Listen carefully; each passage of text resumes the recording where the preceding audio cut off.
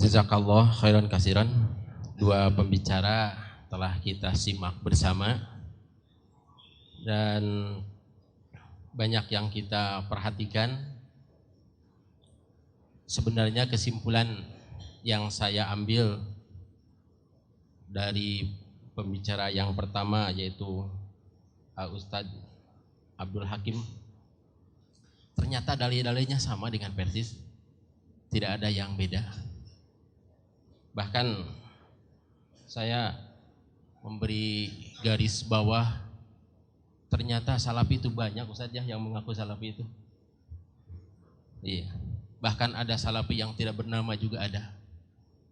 Oleh sebab itu pada saat ini ada kesempatan sampai pukul 12 untuk bertanya kepada 3 orang salafi ini. Kebetulan berbeda, kalau itu tutup kepalanya berbeda dengan Ustadz Abdul Hakim, saya juga berbeda gitu. Sebab di sini juga diceritakan itu oleh Ketua Umum Muhammadiyah dan PSIS menyebarkan ajaran salafi. Saya tahu bahwa Ustadz Abdul Hakim juga anti bid'ah ya. Dalam risalah bid'ah itu ada 500 katanya gitu.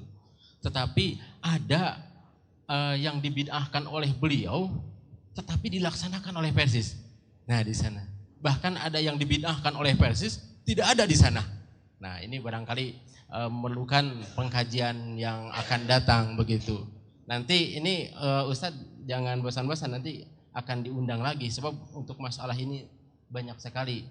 Kita bukan mencari perbedaan sebenarnya, tetapi kita ingin bersumber kepada Al-Quran dan As-Sunnah. Ya, selanjutnya ya kami buka untuk termin pertama Ustadz Abu Rahman yang pertama. Yang kedua dari Banjar. Wahyu. Oh, dari Tasik ya. Maaf. Wahyu. Kawan, kemudian siapa? Iya, dari Kabupaten Bandung. Untuk sementara 3 saja, sebab tidak ada yang lain. Kesempatan pertama kami persilahkan kepada Ustadz Abu Rahman. Maaf di sini sebutnya Ustadz saja semuanya. Iya. Abu Rahman, Mas Muwalid, Ustadz, Mas Muwaladik. Alhamdulillah, syahadu la ilaha illallah, syahadu anna Muhammadar Rasulullah. Saya sebenarnya sangat menyambut baiklah diskusi ini karena judulnya juga sudah jelas mubahasah gitu. Jadi mungkin nggak satu kali dan tidak perlu di hotel gitu, suatu waktu di masjid saja gitu. Itu kan lebih enak kalau sambil buka buku gitu ya. Memang mungkin ini ada nuansa saja dari saya lah pada semuanya. Gini, saya sebenarnya sudah nulis bab salafi itu 16 tahun lalu gitu. Waktu itu diminta oleh Ensiklopedia Islam ketika saya dalam studi magister. Ya. Nah, kemudian saya tulis kira-kira. Nah,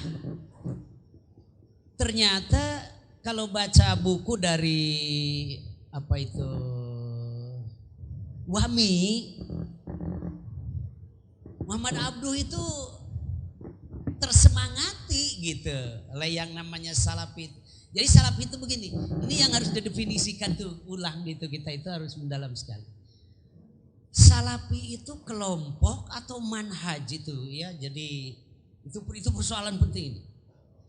Tadi sebut manhaj salafi ya, itu satu. Yang kedua, salafinya itu sumber hukum atau manhajiyah. Tadi sebut manhajiyah itu, manhajiyah salafiyah. Jadi sebenarnya ketika saya teliti pada waktu itu, Muhammad Abduh, kemudian juga ini jangan merasa bahwa saya ingin mengatakan yang menjadi pilar salafi setelah rahimahullah Syekh Muhammad Abdul Wahab adalah Muhammad Jamaluddin Afghani, kemudian ada yang disebut Mahdiyah di Sudan, kemudian ada Sanusiyah di Afrika Utara, kemudian ada Syekh apa yang ada di India, kemudian ada juga Jamaluddin Afghani, kemudian malah disebut di bukunya Wami itu sebagai Muhammad Agus sebagai tokoh-tokoh yang itu salafi gitu ya. Jadi salaf ini saya artikan begini, rasanya gitu, rasanya ada enggak kelompok umat Islam sekarang khusus yang memiliki ormas-ormas paling tidak ya, yang tidak menggunakan mazhab salaf gitu. Nah, ketika saya teliti ternyata itu mulai dari Al-Irsyad Muhammadiyah kemudian disambung dengan Persi itu menggunakan juga manhaj salaf. Buktinya apa gitu? Itu kan minta bukti juga. Kita itu punya kitab tuh ada dari Imam Malik, itu ada Imam Syafi'i, itu metode gitu ya. Jadi metode masa silam itu begitu. Metodenya sahabat bagaimana, dilanjutkan oleh tabi'in seperti yang lain melanjutkan oleh Imam Malik, tabi'in dilanjutkan oleh Imam Syafi'i, Imam Ahmad bin Hambal kemudian itu.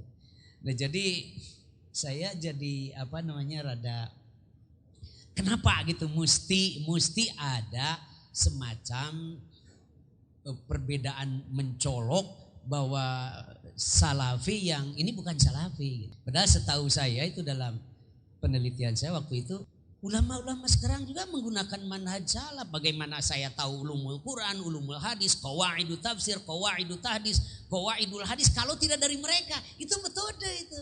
Dan ada bukunya. Peninggalan mereka ada risalah, ada Al-Ma'rifah. Ya, kemudian dari Al-Ghazali juga ada gitu buku seperti itu. Bukhari Muslim sudah jelas. Itu kan salaf mereka. Kita menggunakan kritik sanad, kritik matan itu juga salaf juga gitu digunakan oleh mereka. Ya, jadi ini mesti didiskusikan ya. Jadi kalau bedaan fikih ya nggak pernah ada satu yang sama sebenarnya. Jadi ada memang produk-produk ijtihad dari salafus sholih itu yang berbeda. Buktinya apa? Sejak kapan memang ada ijma juga mereka ya itu kan Imam Syafi'i malah ada qaul jadid, ada qaul qadim. Kemudian Imam Malik, kemudian Imam. Itu madhab yang patut karena berbeda. Berbeda dari sisi Quran dan hadisnya sama. Istinbat hukumnya, metode yang mereka pegang. Contoh ini menggunakan isan ya. Istisan sebut saja. Padahal itu digunakan oleh Imam Malik itu istisan itu seperti itu. Masalah mursalah digunakan oleh Imam Malik itu. Tapi Imam Syafi'i sampai mengatakan wa man istahsana faqad syara'a wa man syara'a faqad kafara. Nah ini di mana gitu? Mungkin ada perbedaan konsep ini. Istisannya Imam Syafi'i dengan istisannya Imam Malik. Masalah mursalahnya Syafi'i nanti dengan model masalah mursalahnya Imam Malik dan juga Imam Malik. Jadi saya kira ini pengembangan berpikir ini dan kalau perlu mubahasa ini ya tidak dalam biar ya kalau secara khusus jadi kita punya itu ya. Jadi ini maksud saya jadi bahwa Persis rasanya sudah menggunakan manhaj salaf itu. Mana bisa istinbat?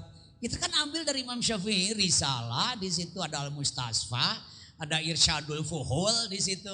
Kemudian, nah ini, jadi sudah pakai juga sebenarnya. Cuma produk istihadnya yang berbeda nanti.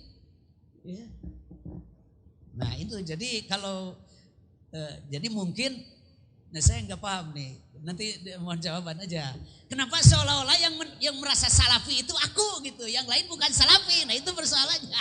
Punten ya terus terang saja ya, gitu. Kok ngan abdi wungkul di salafi teh punten yang tidak bisa bahasa Sunda ini. Nah abdi wungkul sabatur ente. Nah itu kan. Jadi harus dicatat bahwa Muhammadiyah itu Al-Irsyad setahu saya ini.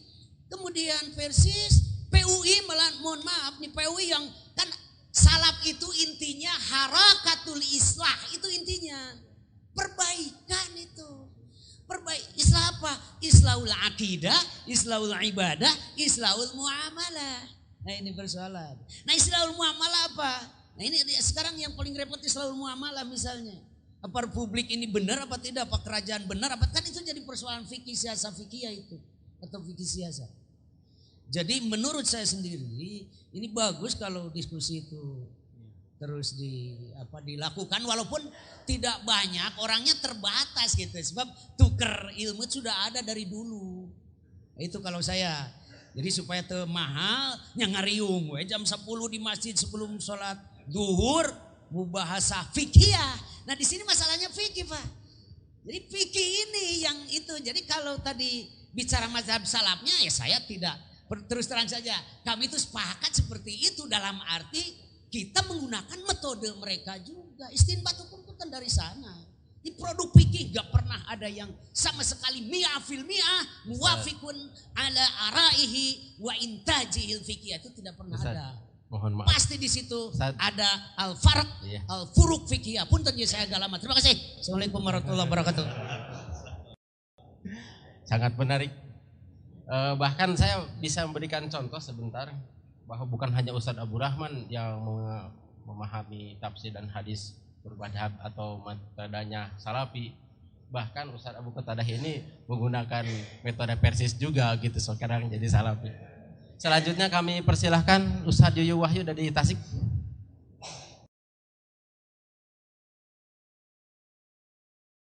Bismillahirrahmanirrahim. Terima kasih pada kesempatannya.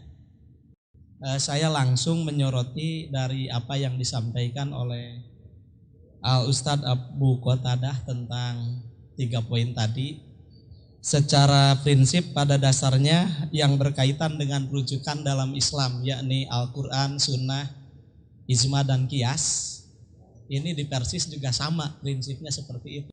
Hanya ada satu hal yang perlu saya tanyakan di sini. Pertama berkaitan dengan ijma. Nah ini yang dimaksud dengan ijma model Ustadz itu, apakah ijmanya ijma ulama atau ijma sahabat? Nah itu ya, ijma salafi. Nah kemudian kalau misalnya ijma sahabat juga termasuk di dalam, ijma ulama juga termasuk di dalamnya. Yang akan saya tanyakan di sini adalah siapa yang dimaksud dengan ulama menurut salafi gitu. Apakah seperti ulama-ulama kayak Muhammad Abduh, kemudian Syekh Rashid Ridho dan yang lain-lainnya, itu juga termasuk dalam kategori ulama apa tidak gitu. Dalam hal ini mungkin yang saya tanyakan itu lebih cenderung kepada kriteria ulamanya sendiri, itu menurut Ustadz seperti apa. Itu yang pertama. Kemudian yang kedua, ada poin yang tadi ditanyakan berkaitan dengan apakah setiap yang menggunakan Quran dan Sunnah itu pasti tidak akan sesat selamanya. Kalau saya yang ditanya itu pasti jawabannya iya. Kenapa? Saya melihatnya pada isyarat-isyarat ini sebenarnya sudah ada baik di dalam kitabullah, di dalam sunnah Rasul. Seperti misalnya dalam hadis juga Rasulullah sudah mengisyaratkan taraktu fikum amroini ma in tamasaktum bihima falan tadilu abada, kitabullah wa sunnatan nabiyyi. Nah itu jadi itu sudah ada isyarat sebenarnya. Selama kita berpegang teguh menggunakan Al-Quran dan Sunnah, Rasulullah tidak pakai embel-embel apa-apa, langsung menggunakan kalimat tidak akan sesat selama-lamanya. Nah kalau Ustadz tadi masih diancam dengan kesesatan apabila pertama tidak mengetahui terhadap dalil syara, yaitu namanya tidak menggunakan teh. Kemudian yang kedua tidak memahami terhadap metodologi. Sebenarnya isyarat-isyarat terhadap penggunaan metodologi di dalam Quran dan Sunnah itu sudah ada. Bahwa untuk memahami kitabullah dan sunnah Rasul kita mesti menggunakan metodologi itu. Jadi artinya kalau tidak menggunakan metodologi seperti apa, misalnya menafsirkan Quran, tafsir biriwayahnya, tafsir bidiroyahnya, itu termasuk dalam metodologi yang digunakan dalam menafsirkan Quran. Selama metodologi itu enggak dipakai, artinya tidak mungkin juga kitabullah bisa digunakan dalam tatanan praktisnya. Jadi sesuai dengan isyarat tadi, ma in tamasaktum bihi ma falan tadilu abada, kalau tidak memahami perangkat-perangkat metodologi itu namanya belum menggunakan kitabullah dan sunnatin nabiyhi, sehingga sesat itu terjadi. Kemudian dalam menyikapi perbedaan-perbedaan itu sendiri, kita melihat meskipun tadi Ustadz mengatakan perbedaan hanya sedikit, tapi setidak-tidaknya ini bisa digarisbawahi. Kenapa perbedaan itu mesti bisa muncul? Nah, kalau saya lebih memahami kepada melihat kepada satu kaidah al-hukmu yaduru ma'al ilah, misalnya hukum itu berjalan sesuai dengan ilat, dengan sabab, dengan tempat juga itu mempengaruhi. Maka dalam hal ini kita mengambil juga fatwa ulama. Hanya kita lebih cenderung melihat ketika ulama A mengeluarkan sebuah fatwa, kita lihat kenapa ulama ini mengeluarkan fatwa seperti ini. Jadi sebenarnya kita juga pakai metodologi dengan cara mengambil apa yang disampaikan para ulama salaf. Hanya kita cenderung tidak hanya melihat kepada produk jadinya saja, tapi dari sisi metodologi kenapa juga mesti mengeluarkan produk semacam ini. Nah, ini juga kita jadikan sebagai bahan kajian. Nah, nampaknya gaya di Persis Ustadz seperti itu. Jadi mengambil fatwa ulama itu tidak hanya menelan produk-produk jadi itu, tapi dilihat pula kenapa ulama-ulama ini bisa menghasilkan produk-produk semacam ini. Disingkat saja, tidak dijelaskan lagi. Iya, itu ajalah barangkali yang saya tanyakan. Mudah-mudahan mafhum. Terima kasih. Wassalamualaikum warahmatullahi wabarakatuh. Nanti ada satu lagi. Ini barangkali Persis Ustadz Yuyuk, mudah-mudahan sama dengan Persis yang lain. Yang terakhir Ustadz Zainanang dari Kabupaten Bandung.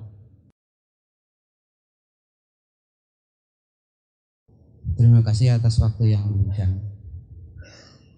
Saya membaca temanya mengungkap gerakan Salafi di Indonesia. Dengan demikian penjelasan dari Ustadz tadi bahwa ternyata Salafi itu bermacam-macam. Tentu kami pun perlu mengetahui. Kurang jelas Ustadz apa ya? Oh iya. Kurang tadi. Ya. Jadi temanya mengungkap gerakan Salafi di Indonesia. Dengan demikian tadi ada penjelasan bahwa Salafi itu berbeda-beda. Kemudian bagi kami agar bisa jadi pegangan, andaikan kami melihat ada perbedaan seperti yang diungkapkan tadi, bahwa saya kalau tidak salah menangkap tidak akan dinyatakan sebagai Salafi yang sebenarnya apabila memahami Quran dan Sunnah tanpa mengikuti manhaj sahabat dalam memahami Quran Sunnah itu. Kemudian terjadi perbedaan seperti tadi yang diungkapkan.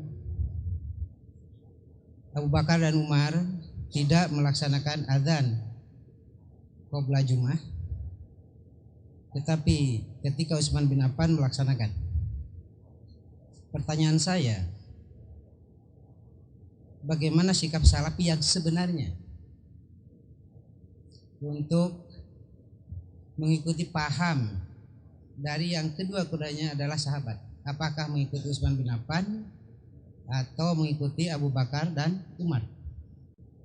Lalu yang kedua pertanyaan saya, apakah yang mengikuti Abu Bakar dan Umar itulah yang menjadi ciri salafus sholihin atau yang mengikuti cara Utsman bin Affan?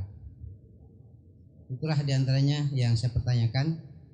Kemudian yang terakhir, apakah kita bisa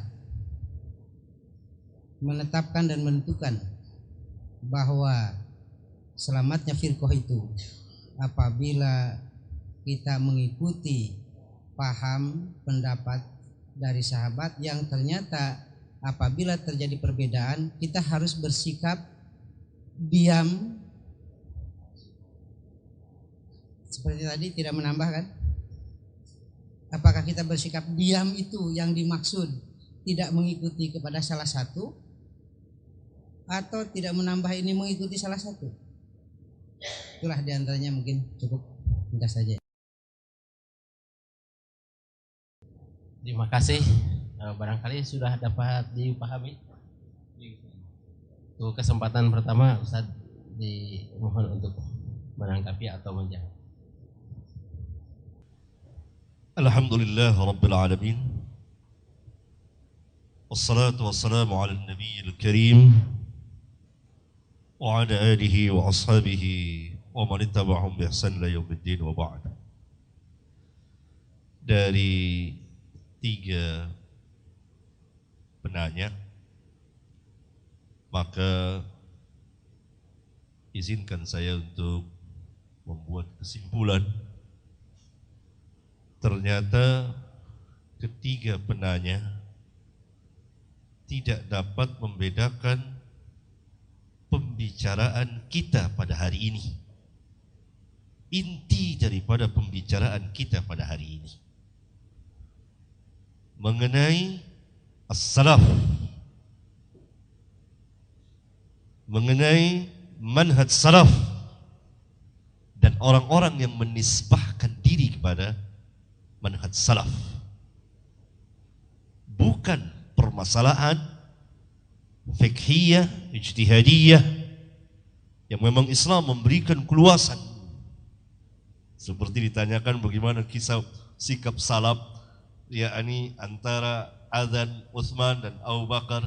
Ini pertanyaan yang sangat lucu karena tidak masuk ke masalah manhaj. Demikian juga permasalahan fiqhiyah yang lain, di mana para sahabat berijtihad satu dengan yang lain. Contohnya dalam bab faraid, itu sangat luas sekali khilaf para sahabat. Tetapi dalam manhaj, sikap dan cara beragama dan akidah tidak ada khilaf di antara mereka. Pertama, semuanya percaya bahwa azab kubur hakun. Nggak ada yang mengatakan bahwa ada azab kubur, yang satu mengatakan tidak ada azab kubur. Takdir hak ada, usaha manusia pun hak. Kalau ditanya aina Allah, di mana Allah? Ar-Rahmanu 'alal 'arsy istawa.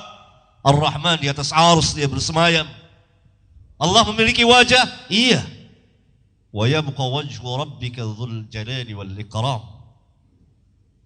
Yang tidak serupa dengan wajah makhluknya, yang sesuai dengan kebesaran dan kemuliaannya. Tidak ada khilaf di antara ulama, di antara para sahabat. Pengambilan dasar hukum Alkitab was Sunnah,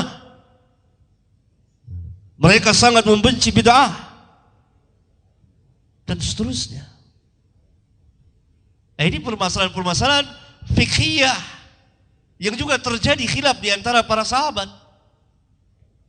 Bahkan terjadi khilaf yang lebih daripada itu, sampai terjadi perang di antara mereka. Dalam perang Jamal dan perang Siffin. Tetapi apakah mereka bertafarruq, iftiraq dalam manhaj? Tidak. Karena itu apa yang dikatakan Ahlus Sunnah wal Jamaah tentang perselisihan para sahabat ketika itu, sampai terjadi pertumpahan darah. Masalah ijtihadiyah, yang benar dapat 2 ganjaran, yang salah dapat 1 ganjaran, kecuali kaum Rafidhah. Jadi kita harus membedakan. Ini yang saya khawatirkan terjadi. Jangan-jangan kawan-kawan kita ini nanti memperluas ke masalah fiqhiyah. Ini tidak adakan habisnya. Ini manhaj. Kewajiban kita bermanhaj dengan manhaj salaf. Yang kedua, orang yang berdalil dengan Alkitab was Sunnah belum tentu dia berada di dalam kebenaran. Harap kita berkata Al-Quran dan Sunnah hakun. Tetapi orang yang membawakannya, berdalil dengannya, mengeluarkan pahamnya, belum tentu hak, dan pahamnya belum tentu benar. Karena semua, tidak ada satupun firqah di antara firqah dan kelompok-kelompok dalam Islam yang mengatakan saya tidak berdalil dengan Al-Quran dan Sunnah dan hadis. Semuanya mengatakan kami pegang Al-Quran dan Sunnah. Bahkan saya pernah berdialog, berdebat di rumah saya dengan kaum Batiniyah. Saudara tentu tahu kaum Batiniyah lebih banyak guru itu membawakan ayat Al-Quran dari saya. Kami ini adalah pengikut Al-Quran dan Sunnah. Bersamaan dengan itu dia meragukan tentang kebangkitan pada hari kiamat. Ini sama dengan reinkarnasi. Kalaupun ada kebangkitan, bukan dengan jasad, tapi dengan ruh. Sorga dan neraka merupakan gambaran. Dalilnya mana? Ayat Al-Quran. Dalilnya mana? Hadis yang dia tafsirkan seenaknya. Bahkan Ahmadiyah Al-Qadiani berdalil dengan ayat Al-Quran dan Sunnah. Orang-orang Syiah berdalil dengan Al-Quran. LDII, Islam Jamaah yang kita kenal dahulu, dalilnya apa? Ayat Al-Quran, hadis-hadis. Bahkan Khawarij dalilnya Al-Quran, inil hukmu illa lillah. Apa kata Ali? Kalimatu haqqin urida bihal batil. Ketika Khawarij mengatakan tidak ada hukum melainkan hukum Allah, Ali menjawab itu kalimat yang hak. kalimat yang hak. Tetapi yang dikehendaki oleh mereka batil. Jadi yang disalahkan alinya apa? Ayatnya atau apa? Pemahaman. Persis, Muhammadiyah dan lain-lain berdalil pegang Al-Quran dan Sunnah. Pemahamannya, manhajnya belum tentu manhaj salaf. Dalilnya sama. Ini secara umum. Bukan saya menghakimi Persis dan lain-lain. Saya kenal baik dengan organisasi ini semua. Tapi yang salah di sini adalah al-fahamu. Jadi kembali kepada manhaj salaf, kan dikatakan oleh ulama ar-ruju' ilal kitab was sunnah ala fahmi salafil ummah. Kembali kepada Alkitab dan sunnah menurut pemahaman salaful ummah. Berbeda dengan Mu'tazilah. Mu'tazilah senantiasa mempertentangkan ayat Al-Quran dengan hadis. Hadis ini bertentangan dengan Quran. Seolah-olah dia lebih tahu Quran dari Nabi yang mulia. Manhaj salaf tidak demikian. Seluruh hadis diterima apabila telah sah datangnya. Tidak ada yang dikatakan bertentangan dengan Al-Quran. Nah kalau Persis Muhammadiyah adalah seperti itu, dia mengikuti paham salaf. Kalau tidak, maka pahamnya terserempet paham Mu'tazilah. Demikian juga dengan kami. Mengukurnya seperti itu. Itu diantara manhaj salaf. Dalam memahami kitabullah dan sunnah Rasulullah SAW. Karena kedua-duanya wahyu min Rabbil Alamin. Dan Mu'tazilah punya kaidah. Hadis yang bertentangan dengan Quran tolak. Karena hadis lebih tinggi, Quran lebih tinggi dari Al-Quran. Seenak ini bertentangan. Azab kubur ditolak. Semua ditolak dengan dia. Itu mazhab Mu'tazilah. Ahlus sunnah tidak demikian. Para sahabat tidak ada yang seperti itu.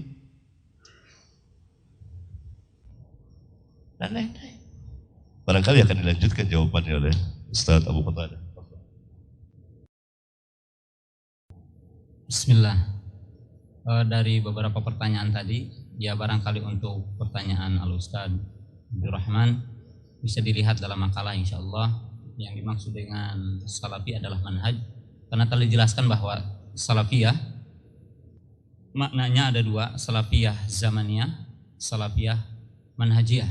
Jadi salafiyah itu terbagi pada dua hakikatnya.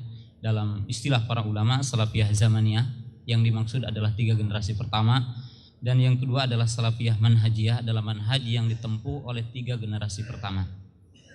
Kemudian kalau berbicara sekarang tentang juz'iyah, artinya yang sifatnya parsial, kalau boleh saya untuk mengatakan apakah, maaf, dan sejak dari pertama saya sudah meminta kepada panitia bahwa saya tidak menghukumi dan tidak akan mengatakan Persis itu bukan salafi atau tidak. Itu tidak. Sejak pertama saya sudah sampaikan kepada Pak Umar Dia dan telah disampaikan juga kepada Pak Ihsan. Tapi ada satu hal yang saya ingin jelaskan. Apakah Persis itu telah berada di atas manhaj salaf? Ya barangkali ya saya punya pengalaman yang sangat panjang ya, bahwa saya belajar dari sejak tajhiziyah ya, sampai min dan pernah mengajar sekitar 3 tahun.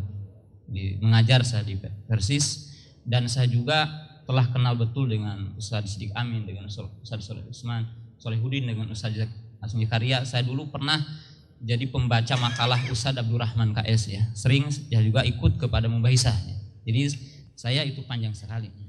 Nah, cuma yang jadi masalah, kita di sini mungkin perlu untuk dijelaskan, dan sama sekali apa yang saya inginkan ini untuk tadi sebagaimana Al-Ustaz dikatakan ini sebagai tukar ilmu, bahwa ya yang diartikan dengan hakikat salaf juga kita kembali kepada hakikat akidah,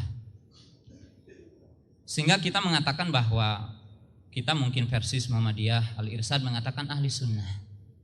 Tapi perlu kita ketahui apa arti sunnah itu sendiri, dan saya telah menjelaskan dalam tulisan ini arti sunnah itu banyak.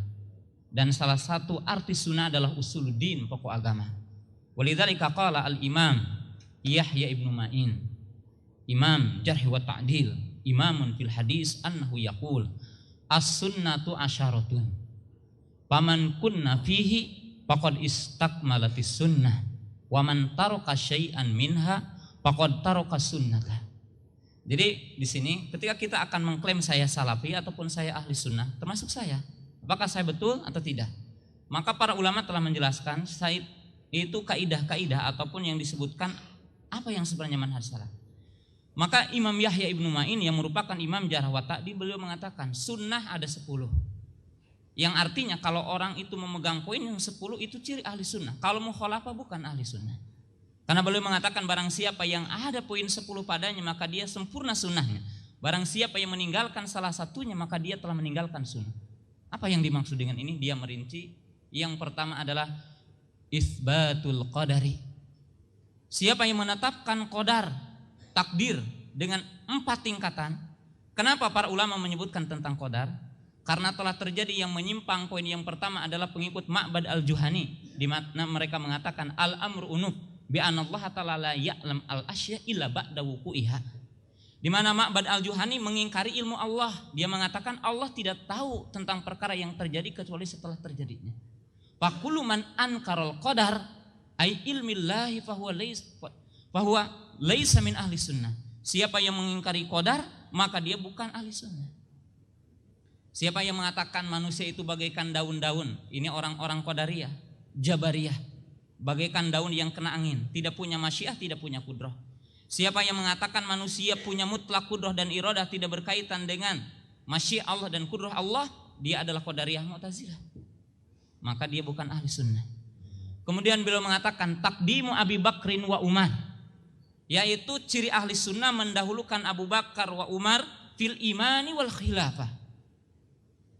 Barang siapa yang mendahulukan Abu Bakar dan Umar di dalam iman dan khilafah, dia ahli sunnah. Siapa yang menempatkan Abu Bakar setelah mereka, dia bukan ahli sunnah. Siapa yang mengkafirkan Abu Bakar bukan ahli sunnah. Kemudian beliau mengatakan itsbatu adzabil qabri, menetapkan adab kubur, wal haudi wal mizani was sirati wal ba'thi wal imanu qaulun wa amalun. Siapa yang mengatakan iman, ucapan dan perbuatan bertambah dan berkurang, dia ahli sunnah. Ini adalah pokok-pokok. Ini adalah pokok-pokok. Nah, ikhwatu iman rahimakum. Nah, mungkin saya pernah membaca beberapa tulisan Al-Ustadz Aceng Zakaria hafizahullahu ta'ala yang berkaitan dengan masalah akidah.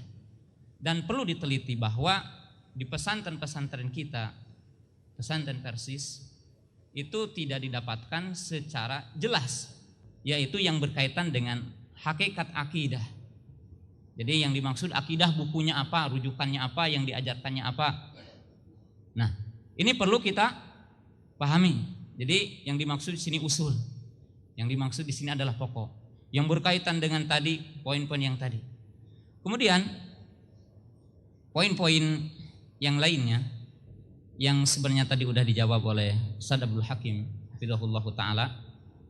Dan ini adalah pokok-pokok yang sangat jelas ya, dijelaskan oleh para ulama tentang ciri firqatun najiyah. Ikhwatu iman rahimakumullah. Dalam tulisan saya di ujungnya itu ada thariqu ahli sunnah fil istidlal atau manhaj ahli sunnah fil istidlal. Jadi cara ahli sunnah dalam berdalil. Ini yang dimaksud dengan manhaj. Kalau kita simpulkan dalam buku-buku para ulama, penjelasan Syekhul Islam Ibnu Taimiyah, Imam Asy-Syatibi, Imam Ibnu Qayyim, Imam Ibnu Katsir, Imam Az-Zahabi dan seluruh para ulama, maka bisa dikumpulkan cara beristidlal itu kepada 5 poin. Yang pertama, ar-ruju ilal kitabi was sunnah, kembali kepada Quran dan sunnah. Tapi caranya bagaimana? Kembali kepada Quran dan sunnah dijelaskan dalam buku ini. Pertama, memahami asal dohir, tidak mentakwilnya, tidak menyelewengkan maknanya, tidak memisahkan antara Quran dengan sunnah, tidak memisahkan antara mutawatir dengan hadis ahad, tidak mempertentangkan sunnah dengan Al-Quran. Kenapa? Karena sunnah akan menjelaskan Quran. Saya telah jelaskan bahwasanya sunnah kedudukannya ada 3. Imma menjelaskan makna Al-Quran, imma menguatkan hukum Al-Quran, imma dia datang dengan hukum yang tidak disebutkan dalam ayat Al-Quran. Dan ini ijma kata Imam Syafi'i rahimahullahu ta'ala. Nah, kemudian yang kedua apa? Bahwa memahami Quran dan sunnah dengan kaidah yang tadi, yaitu fahmu salaf. Ini yang kedua. Yang ketiga adalah apa? Taqdimu naqal alal akal, mendahulukan nakal terhadap akal. Ini ciri ahli sunnah. Lianna Ali bin Abi Thalib yaqul, "Lau kana dinu bi ra'yi." Kalaulah agama itu dengan akal, maka mengusap khuf itu akan bawahnya. Kemudian dijelaskan oleh para ulama di sini menunjukkan bahwa tidak boleh orang beramal dalam Islam dengan akalnya. Kemudian yang keempat adalah mengembalikan nas-nas yang mutasyabih, yang samar kepada yang muhkam. kepada yang jelas maknanya, sehingga di situ adalah bersatu maknanya. Dan yang terakhir adalah al-jam'u bainal adillah fi kulli mas'alatin, mengumpulkan dalil dalam setiap masalah. Ini kaidah ataupun manhaj di dalam apa? Berdalil. Dan kalimat yang terakhir yang tadi ditanyakan bagaimana dengan para sahabat dan sebagainya. Nah, kita katakan jika yang dimaksud dengan ijma, maka tidak diragukan lagi seperti dinyatakan oleh Imam Asy-Syafi'i rahimahullahu taala, kemudian dikatakan oleh muridnya Imam Ahmad, Imam Syafi'i rahimahullahu taala, bahwa ijma yang mu'tabar fi amrayn. Ijma yang mu'tabar itu dalam dua perkara. Yang pertama di dalam perkara-perkara yang maklumun bidorurah, yaitu perkara-perkara yang maklum seperti sholat 4 rakaat, sholat duhur, sholat asar 4 rakaat, sholat maghrib 3 rakaat, sholat subuh 2 rakaat. Kemudian mengatakan sholat wajib, saum wajib, itu tidak ada orang kecuali akan mengatakan apa? Wajib. Yang kedua, berkata Imam Ahmad rahimahullahu ta'ala, jika ada orang mengklaim ada ijma, faqad kadzab, maka dia telah dusta. Yang dimaksud, kata Imam Ahmad rahimahullahu ta'ala, adalah ijma setelahnya para sahabat radhiyallahu ta'ala anhum. Dan tadi telah disebutkan, telah membaca Ar-Risalah, telah membaca Irsadul Fuhul dan sebagainya. Dan kalimat yang terakhir, ikhwatu iman rahimakumullah, yang jelas kebenaran berada di mereka. Jika seandainya berselisih, maka kebenaran ada dalam salah satu di antara mereka. Perhatikan perkataan Imam Asy-Syafi'i rahimahullahu ta'ala, al-ilmu arba'u darajat. Ilmu ada 4 tingkatan, kata Imam Syafi'i rahimahullahu ta'ala. Al-kitabu was sunnatu wal ijma'u. Kemudian beliau mengatakan, apabila mengatakan salah seorang sahabat, kemudian tidak ada yang menyelisihinya, dia ijma. Dan yang keempat beliau mengatakan, idah talafu, apabila mereka berselisih, nakhtar bima huwa aqrabu ila dalil. Apabila mereka berselisih, maka pilihlah salah satu di antara akwal mereka dengan yang paling mendekati kepada dalil. Jadi tidak ada perkara yang tidak ada di mereka. Barangkali itu. Barangkali saya bisa tambahkan, para ulama telah membuat kaidah yang ma'ruf di kalangan kita, khususnya para pelajar dan ahli ilmu. Apa kata para ulama? Lau kana khairan lasabaquna ilaihi. Kalau sekiranya perbuatan itu baik, tentu para sahabat telah mendahului kita dalam mengamalkannya. Kaidah ini dibuat oleh para ulama bahwa kita tidak boleh meyakini satu keyakinan, mengerjakan satu pun perbuatan, mengatakan satu pun perkataan yang berkaitan dengan dinul Islam tanpa didahului oleh para sahabat ridwanullah alaihim jami'an. Sebab kalau perbuatan itu baik, tentu para sahabat telah mendahului kita. Saya ambil contoh misalnya Al-Hafidh Ibn Katsir rahimahullah ta'ala dalam menafsirkan ayat wa alaysa lil insani illa ma sa'a. Dia membawakan perkataan Imam Syafi'i, wa Imam Syafi'i berdasarkan ayat yang mulia ini beristinbat mengeluarkan hukum bahwa bacaan Quran tidak sampai kepada pahalanya, tidak sampai kepada mayit dan seterusnya. Kemudian diterangkan, karena masalah pembacaan Quran kepada mayit itu tidak pernah dinukil oleh Rasulullah, tidak pernah dinukil dari Rasulullah SAW, tidak pernah dianjurkan oleh beliau, tidak pernah dikatakan oleh seorang pun sahabat. Kemudian beliau membawakan kaidah ini, lau kana khairan lasabaquna ilaihi. Saya telah menulis satu kitab yang ini merupakan barangkali makalah saya dalam majelis yang mulia ini dengan judul lau kana khairan lasabaquna ilaihi. Tapi kitab ini saya bawa satu, nanti akan saya hadiahkan kepada Bapak Ketua untuk dibaca. Dia mengenai manhaj para sahabat ridwanullah alaihim jami'an. Kemudian yang kedua perkataan Syekhul Islam Ibn Taimiyah rahimahullah ta'ala yang mewakili perkataan para ulama yang lain. Man adala an madhahibis sahabah والتابعين وتفسيرهم إلى ما يخالف ذلك كان مخطئا في ذلك بل مبتدعا وإن كان مجتهدا مغفورا له خطأه ونحن نعلم أن القرآن qara'ahu as-sahabah wat-tabi'un wa tabi'uhum wa annahum kanu a'lamu bi tafsirihi wa ma'anihi kama annahum a'lamu bil haqqi alladhi ba'atha Allah bihi rasulahu. Yang artinya, barang siapa yang berpaling dari mazhab sahabat dan tabi'in dan tafsir mereka kepada yang menyelisihinya, maka dia telah salah, bahkan sebagai ahli bid'ah.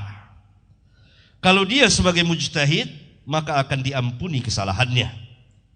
Dan kita mengetahui sesungguhnya Al-Quran telah dibaca oleh para sahabat dan tabi'in dan yang mengikuti mereka, yaitu tabi'ut tabi'in. Dan sesungguhnya mereka lebih mengetahui tentang tafsir Al-Quran dan makna-maknanya, sebagaimana mereka lebih tahu tentang kebenaran yang Allah telah mengutus Rasulnya dengan membawa kebenaran tersebut. Yang ketiga, masalah ijma sahabat dan ijma ulama dalam disiplin ilmu masing-masing. Seperti ijma ahli hadis bahwa riwayat ikhtilafu ummati rahmah la aslahu, tidak ada asal usulnya. Ini ijma ahli hadis, tidak masuk ijma'nya para fuqaha, ijma para ahli lughah. Itu ijma, tidak khusus ijma sahabat, tapi ijma sahabat dan ijma ahli ilmu, ulama dari zaman ke zaman dan seterusnya sesuai dengan disiplin ilmu masing-masing. Yani hadis dengan ijma'nya ahli hadis. Tidak mungkin ahli fikih berbicara tentang hadis Rasulullah SAW sebagaimana sebagian orang berbicara bahwa hadis ma'ana alaihi wa ashabi dhaif, hadis iftiraqul ummah dhaif. Padahal para ulama ahlul hadis lah ijma' bahwa hadis itu sahih, bahkan sampai kepada derajat mutawatir. Barangkali ini wallahu a'lam bissawab. Terima kasih. Ternyata banyak ilmu yang kita dapat pada kesempatan ini. Ada kesempatan terakhir pertanyaan, barangkali saya yang bertanya. Yang bertanya adalah saya dulu. Iya. Nanti pertanyaannya begini maksud saya. Kami di PW Persis itu bermula dari beberapa masalah yang kami temukan di jamaah atau di cabang-cabang Persis, di antaranya di Ciamis, ya itu Jakarta bukan Jawa Barat Pak. Di antaranya begini, tidak ada pertanyaan apakah di Ma'had Ihya Usunnah itu ya, Ustadz mudirnya ya, ada sekretarisnya ya, ada bagian-bagian yang lain. Nah, gitu. Kalau Ustadz dari yayasan apa atau yayasan atau apa enggak ada. Oh, pengajar biasa, tapi ada ma'hadnya. Enggak ada namanya ya. Oh enggak. Oh enggak punya ma'had gitu. Oh iya, nah itu. Sebab masalahnya begini, ada yang membid'ahkan bahwa Persis itu atau berjamiah itu adalah bid'ah. Nah itu jadi pertanyaan saya. Dan ini waktunya tinggal 10 menit, kami persilahkan. Yang di belakang dulu itu Ustadz Uus. Oh iya. Ustadz Usman. Kemudian Ustadz Uus. Dari Tasik. Iya, barangkali itu. Ustadz maaf tadi sudah. Itu. Kami persilahkan Ustadz. Kita manfaatkan waktu yang sesingkat-singkatnya. Terima kasih. Ada pertanyaan tadi mengenai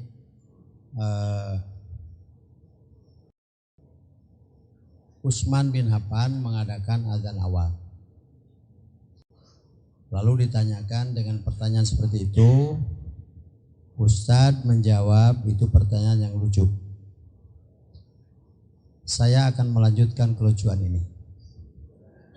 Pertama, sepakat bahwa tidak ada sahabat yang menetapkan sesuatu kecuali ada dalam Quran dan Sunnah. Begitu kan? Nah sekarang saya tanya, Utsman bin Affan mengadakan adzan awal, itu dalilnya apa? Itu dulu. Untuk yang kedua, Ustadz Uus dulu. Ustadz yang di belakang itu yang Ustadz Ivan siap-siap saja supaya menghemat waktu. sebelah sana. Terima kasih atas waktunya.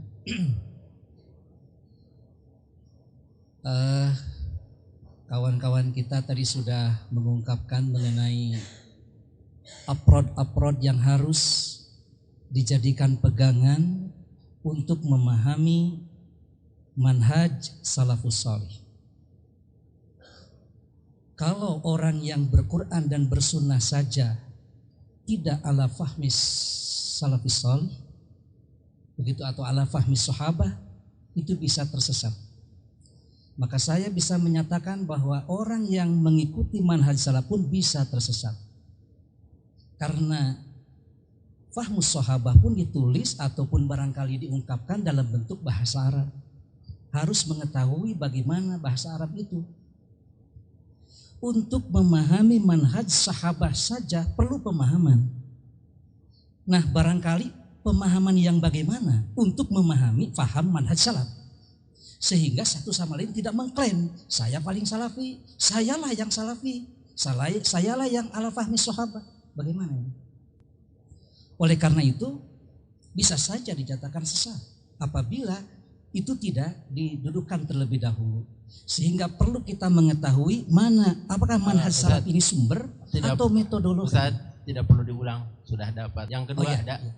Ya, karena tadi sudah jadi Ustaz cukup katakan bahwa kita ini tidak paham. Ya. Jadi memang barangkali terhadap approach ini barangkali Ustaz pun tidak paham. Kemudian dengan cara apa begitu ya memahami faham itu. Yang kedua, ketika Mu'adz bin Jabal diutus ke negeri Yaman oleh Rasulullah SAW waktu itu, kemudian beliau itu mengatakan bahwa apabila tidak ada dalam Al-Quran bagaimana? Ya, sampai kepada tingkat ya bil kitab, kemudian bisunnah, kemudian yang terakhir ajtahidu birra'yi. Tadi mengatakan bahwa Umar dan Abu Bakar itu lebih didahulukan ketimbang yang lain. Mu'adz bin Jabal pada waktu itu tidak mengatakan ajtahidu ataupun aku mengikuti pemahaman Abu Bakar dan Umar. Tapi langsung beliau mengatakan ajtahidu birra'yi. Itu yang pertama. Dan memang tadi kita sangat menunggu-nunggu bagaimana sebetulnya manhaj salaf itu. Ternyata kaidah-kaidah yang Ustadz katakan barusan itu tidak ada bedanya dengan yang kami pakai. Sehingga tentu saja manhaj salaf tidak bisa dijadikan trademark oleh siapapun kecuali memang kecuali harus dengan pemahaman yang benar terhadap Al-Quran dan As-Sunnah. Kemudian para sahabat itu kan ada tobakotnya, ada kibarus sahabah, ada sigharus sahabah. Mana yang mesti didahulukan? Nah, dalam persoalan ini pun perlu mendapatkan kejelasan. Kalau tadi Ustadz yang sebelah sana mengatakan bahwa Quran Sunnah dengan manhaj salafus sholih, sebenarnya Ustadz juga berbeda ini. Ada yang ijma kiasnya malah lebih dipertajam oleh Ustadz yang kedua itu. Di sini juga mungkin ada perbedaan. Jangan-jangan dalam produk ijtihad pun bisa saja ada perbedaan. Terima kasih. Ya, terima kasih. Yang terakhir, Ustaz Irfan.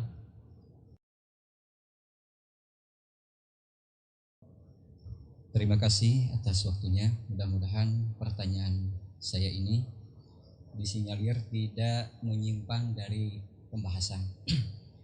Karena tadi disebutkan oleh Al-Ustadz Abu Qatadah bahwa manhaj salaf itu universal, mencakup berbagai aspek. Nah, Sautak. Afwan. Karena tadi Al-Ustadz Abu Qatadah mengatakan bahwa manhaj salafi atau ahlus sunnah atau firqah najiyah itu universal, mencakup berbagai aspek dan sendi kehidupan yang menyentuh manusia. Di antaranya adalah akidah, syariah, akhlak, dan lain sebagainya. Maka pertanyaan saya pun akan berkaitan dengan hal-hal yang tadi. Yang pertama terkait dengan akidah. Tadi saya mendengar dari Al-Ustadz Abdul Hakim hafizahullah bahwa masalah furu'iyah, ikhtilaf di kalangan para sahabat itu pernah terjadi. Sedangkan di dalam masalah akidah atau tauhid itu semuanya sama, sepakat semuanya. Nah, yang saya tanyakan, Ikhtilaf itu ada asbabnya dan sumbernya, dan diantaranya adalah nas itu sendiri. Di dalam ayat Al-Quran banyak nas-nas yang menjadi multi pemahaman yang berbeda, termasuk diantaranya adalah masalah tauhid, masalah akidah, seperti umpamanya yadullah ma'al jamaah dan lain sebagainya. Nah, yang saya tanyakan, sejauh mana dalam menetapkan kaidah bahasa untuk memahami nas-nas yang terkait dengan tauhid, umpamanya seperti apakah bisa memakai majaz atau tidak, itu diantaranya yang pertama. Kemudian yang kedua, Ustadz Abu Qatadah tadi menyentuh masalah fikih, yang beliau katakan bahwa al-adilatul ahkam asy-syar'iyyah al-muttafaq alaih arba', bahwa dalil-dalil hukum syar'i yang sepakat itu ada 4. Pertama adalah Al-Quran, As-Sunnah, sahabat, kemudian ijma' as-sahabah as-sahihah wal qiyas as-sahihah. Nah, yang ditanyakan bagaimana manhaj ahlus sunnah wal jamaah atau salafi atau firqah an-najiyah mengenai yang 6 itu, al-mukhtalaf alaih. Contohnya seperti al-maslahatul mursalah dan lain sebagainya, karena itu terkait dengan kondisi, tempat, zaman, dan adat istiadat menurut para penyusun kitab usul fikih. Itu yang kedua. Kemudian yang ketiga, ini terkait dengan fikih waqi. Ini harus dibatasi waktunya, jadi disimpan barangkali saja. Yang terakhir barangkali ya. Yang terakhir, bagaimana manhaj salaf tentang kepemimpinan, tentang khilafah, tentang umara, konsepnya begitu, dan bagaimana kedudukan ormas-ormas yang ada di Indonesia ini menurut pandangan manhaj salaf. Barangkali itu yang saya sampaikan. Terima kasih dan saya mohon maaf jika banyak kesalahan. Aku qouli hadza wa astaghfirullah li wa lakum. 12 dan ini pertanyaannya sampai pukul 12, ini sangat semangat. Kita sepakati tuntas tidak tuntas 10 menit. Iya, kami persilakan. Alhamdulillah, saya mengucapkan terima kasih atas perhatian yang begitu besar dari saudara-saudara sekalian. Pertama, bahwa berdasarkan Alkitab dan Sunnah dan Ijma', dan ini pembahasan yang sangat luas sekali, yang memerlukan waktu yang cukup panjang dan tadabbur yang baik, dan membahas kutubul ulama, bahwa manhaj salaf adalah manhaj yang hak, la raiba fihi. Wajib atas setiap muslim bermanhaj dengan manhaj salaf. Jadi manhaj satu metode atau cara beragama dan kembali kepada Alkitab dan Sunnah. Karena Rasulullah sallallahu alaihi wasallam di banyak hadisnya telah menjelaskan tentang manhaj sahabat. Saya ambil contoh. Silakan saudara-saudara membuka kitab Sahih Muslim di bagian Kitabuz Zakat.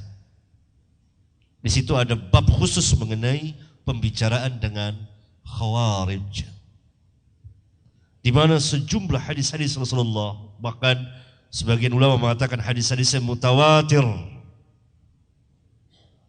sebagai firqah yang pertama kali muncul dalam Islam, yang sangat sesat dan menyesatkan.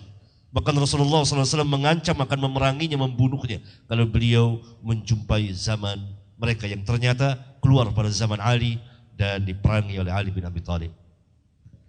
Di dalam lafaz-lafaz hadis-hadis Khawarij maka dikatakan bahwa para sahabat, beliau bersabda kepada para sahabat, salat kamu dibandingkan dengan salat mereka, siam kamu dibandingkan dengan siam mereka, kamu akan meremehkan salat kamu dan siam kamu. Ini mengandung pelajaran yang sangat tinggi di mana Rasulullah SAW membedakan mana manhaj yang hak dan mana manhaj yang batil. Sepakat kita bahwa Khawarij adalah dhalun mudil, sesat dan menyesatkan. Di banyak hadis Rasulullah SAW dijelaskan. Dan ciri-ciri Khawarij jelas sekali. Dan Rasulullah SAW membuat satu perbandingan, tafriq, perbedaan. Mana manhaj yang hak dengan manhaj yang batil, dengan diukurnya antara Khawarij dengan sahabat, dibandingkannya antara sahabat dengan Khawarij. Khawarij sepakat kita. Tidak ada seorang pun muslim yang mengatakan bahwa Khawarij itu berada dalam kebenaran. Enggak ada. Hatta Rafidah yang menjadi musuh utama Khawarij. Ini yang harus kita perhatikan dan pelajari kembali. Dan Khawarij mempunyai dalil dari Al-Quran dan hadis-hadis Rasulullah SAW. Walaupun mereka tidak memakai seluruh hadis Rasulullah SAW. Yang kedua, bahwa manhaj salaf tidaklah mengatakan bahwa para sahabat itu afrodnya maksum, tidak. Tidak ada yang mengatakan bahwa para sahabat bebas dari kesalahan dan dosa. Tidak. Kalau afrod, orang per orang, pendapat di antara mereka bisa salah dan bisa benar. Kalau bertentangan dengan Al-Quran dan Sunnah, tentu diambil Al-Quran dan Sunnah. Kenapa sebabnya? Barangkali belum sampai keterangan kepada mereka. Dan ini diterangkan dengan luas sekali oleh para ulama. Di antaranya silakan saudara membaca di Majmu' Fatawa Syekhul Islam, saya kira di perpustakaan Persis ada kitab ini, di bagian kitab usul fikih oleh Syekhul Islam, di situ ada judul Raf'ul Malam 'anil A'immatil A'lam.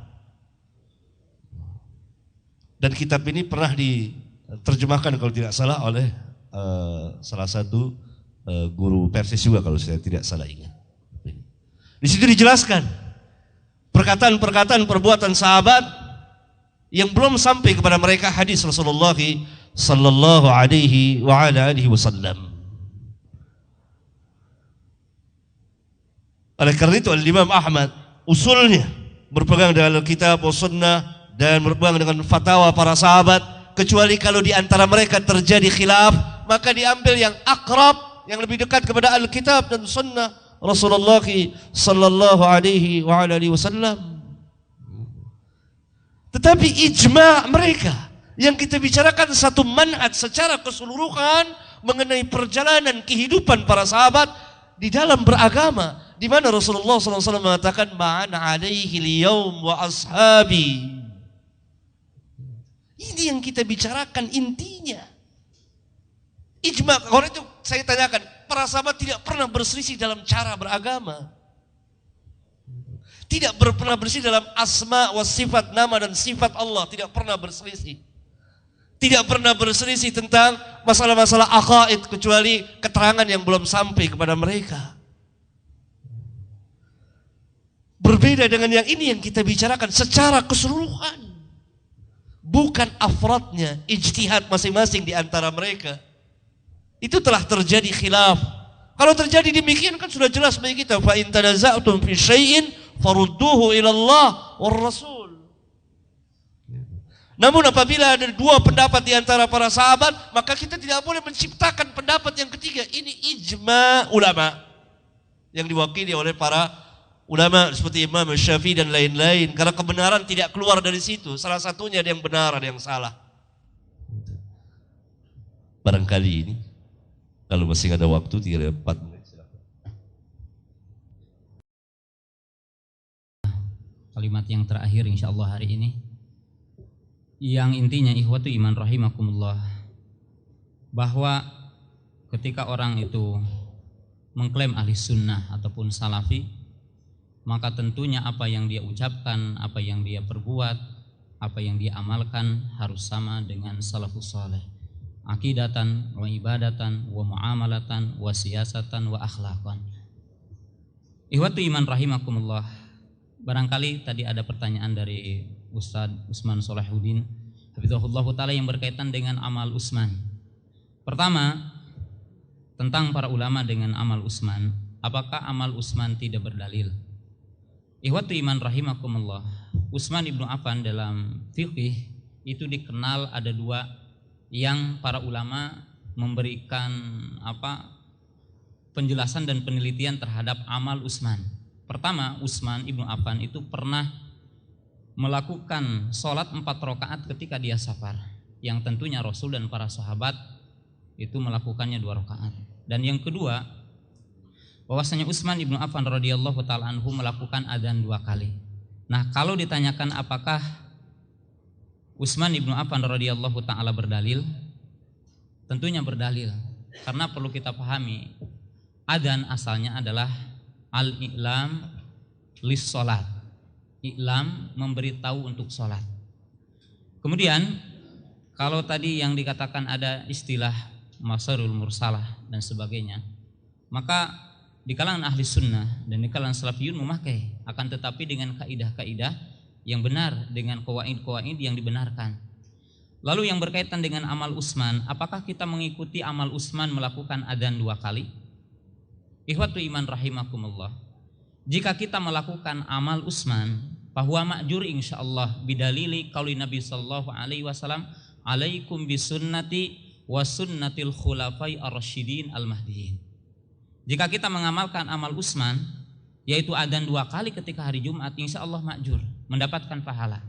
Dengan sebab Nabi telah memberikan legalitas kita mengikuti ijma dan apa yang dilakukan oleh imam yang 4. Akan tetapi, ikhwatu iman rahimakumullah, adannya bagaimana? Kalau kita ingin mengikuti adannya Utsman dan itu merupakan ijma para sahabat pada waktu itu, tidak ada yang menyelisih kepada Utsman, maka lakukanlah adannya sebelum waktu sholat, yaitu adannya 2 kali. Dan jika kita tidak melakukannya, tidak, sebab itu mahajah, berkaitan dengan ilah.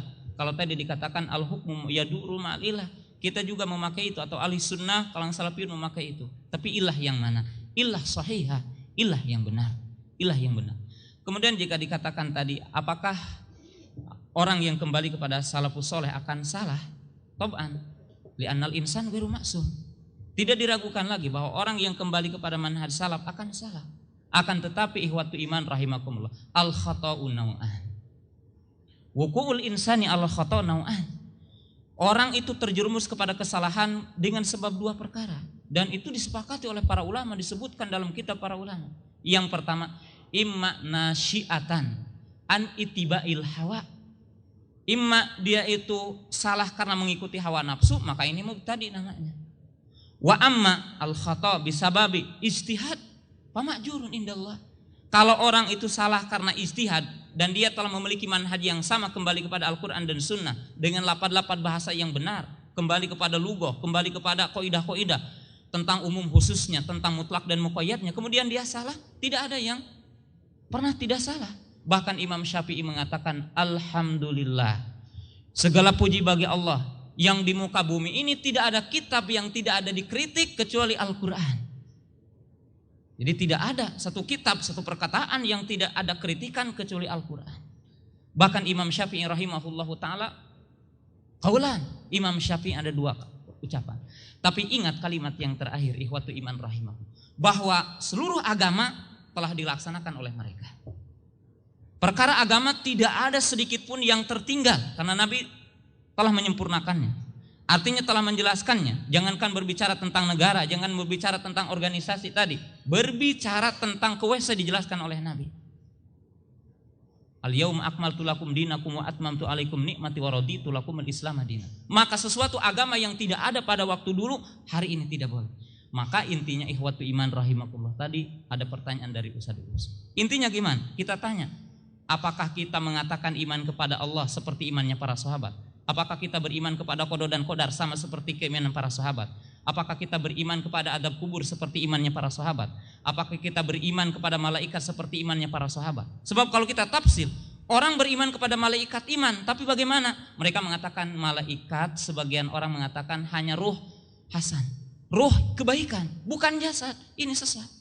Orang mengatakan setan bukan jasad, dia beriman kepada setan. Tapi seperti apa berimannya kepada setan? Artinya adanya setan. Ada yang mengatakan cuma perasaan buruk, tidak jasad. Nah berarti ihwatu iman rahimakumullah. Mari kita hari ini ataupun untuk seterusnya kita menimbang. Apakah ucapan iman kita kepada Allah, kepada malaikat, kepada qada dan qadar, kepada adab kubur, berkaitan dengan sikap kepada para sahabat, berkaitan dengan ciri-ciri hari kiamat, seperti yang dikatakan mereka? Jika sama, maka tidak ada pengklaiman. Sebab tentunya ihwatu iman rahimakumullah, ketika orang mengatakan salafi, bukan berarti yang lain tidak salafi. Seperti saya mengatakan ana muslim, tidak mengatakan yang lain tidak muslim. Wal amru sahlun. Perkaranya mudah. Dan ketika saya mengatakan ana ala manhaj salaf, saya berada di atas manhaj salaf, bukan berarti versus Muhammadiyah dan yang lainnya, tidak. Tapi saya mengikuti manhaj salaf. Sebab dikatakan oleh Imam Ibnu Taimiyah rahimahullahu taala, tidak ada celaan bagi orang yang nampak kepadanya madhab salaf untuk mengikutinya dan menisbatkan kepadanya. Sebab tidak ada yang dikatakan oleh ulama salaf kecuali kebenaran. Barangkali itulah yang bisa disampaikan dalam kesempatan yang mulia ini. Insya Allah di lain kesempatan mungkin kita akan bertemu atau kita lanjutkan kembali dengan poin-poin yang lain. Lebih dan kurangnya saya minta maaf. Sebab saya meyakini bahwa di hadapan saya adalah orang tua saya dari segi umur, dari segi pengalaman, dari segi ilmu, dan saya tentu saja adalah merupakan muridnya ustadz-ustadz yang ada di sini, termasuk saya bisa katakan Ustadz Yui Wahyu itu adalah guru saya. Jadi barangkali itulah yang saya bisa sampaikan dalam kesempatan yang mulia ini. Jazakumullah khairan kasiran. Kita telah mendapatkan ilmu yang banyak, baik dari pemateri maupun dari penanya, dan mubahasah ini jelas tidak akan memuaskan semua pihak dan kita masih membutuhkan ilmu-ilmu yang lain. Mudah-mudahan mubahasah ini sebagai pemicu untuk mubahasah selanjutnya. Disepakati kita berkumpul lagi pada pukul 1 pukul 13, dikarenakan masjidnya sebelah sana itu sempit, jadi bisa ada yang sholat dulu atau yang makan dulu gitu. Dan sampai di sini insya Allah kita bertemu lagi nanti pada pukul 1. Aqulu qouli hadza wa astaghfirullah li wa lakum. Rabbana atina fid dunya hasanah wa fil akhirati hasanah wa qina adzabannar. Wassalamualaikum warahmatullahi wabarakatuh.